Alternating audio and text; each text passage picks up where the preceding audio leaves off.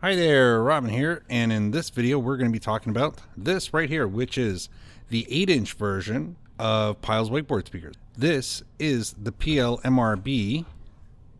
It's their 8-inch 4-ohm two-way speakers. I mean, that's pretty much it, right? What you are going to get when you get this is, of course, a pair, not one. A lot of times you look at the price and you're wondering, do I get one or two? You're going to get two, and they are 8 inches. The can, of course, is larger than that. It also has a full mounting bracket on top. This is all metal. This is all waterproof, plastic bodied, and it even has a dampener inside of it. So this way, we're not going to get any funky sounds out of the actual box. Now, a lot of people want to use this. Originally, the idea, of course, is to use this on your boat for, well, wakeboard speakers. But it's become so much more than that now. People use it on their quads and ATVs. They use them on their pontoon boats, especially. You see a lot of them out there because they also come in white.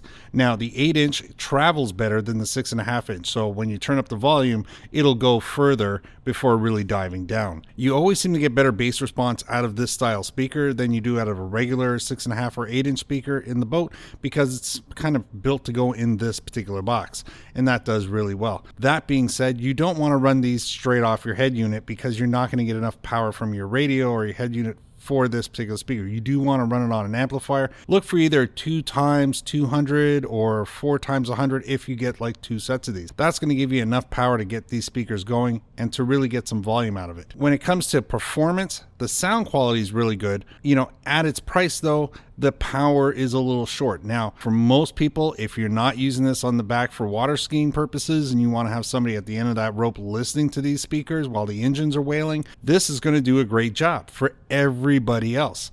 I've seen these on the back of quads, and yes, they consume a lot of space, but they do fit because it's a 1.5-inch pipe mount, so they do go on the actual roll bars really well. When they're on a boat, you see them more on casual boats or on pontoon boats, a lot of pontoon boats, because there's really not a lot of places to hide speakers that make people feel comfortable with cutting holes and stuff like that. This doesn't require you to cut a hole. It just needs railings to attach to. That being said, the logo on the front, if you end up mounting the speaker the other way and you're really picky about the logo, you can take these 4 screws off, spin this whole thing either 9 degrees or 180 degrees. This way the logo always comes right on the speaker, and it looks like you did it on purpose, not by accident. But again, outside of that, these do come in white, and they also come in a smaller version. So if the 8-inch is a little big for you, or you want to save a couple of dollars, you can get them in 6.5s. There are a lot of generic versions of this speaker right now. I like the fact that these are Pyle, because even though they're a great price, they're consistent. The pair that I have here are going to sound just like the pair you have at home. Consistency, very important. Of course, manufacturers like Pyle do offer warranties when you're buying them new. That's also something very important to look into.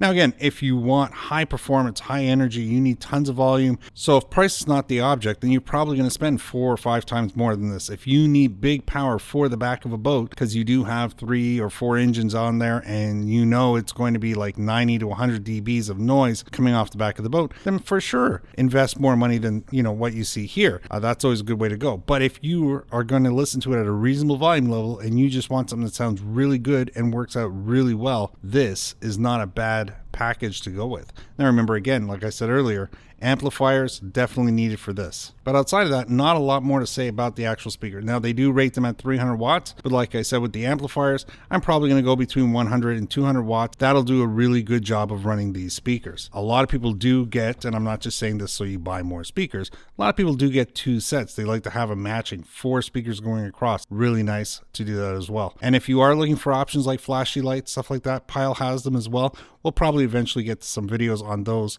They're just upgraded versions of these guys. So that pretty much wraps everything up for today. I'd like to say thank you very much for watching the video. I hope this did help you in your buying decision today. Maybe we'll see you in the next video. Thanks for watching. Bye for now.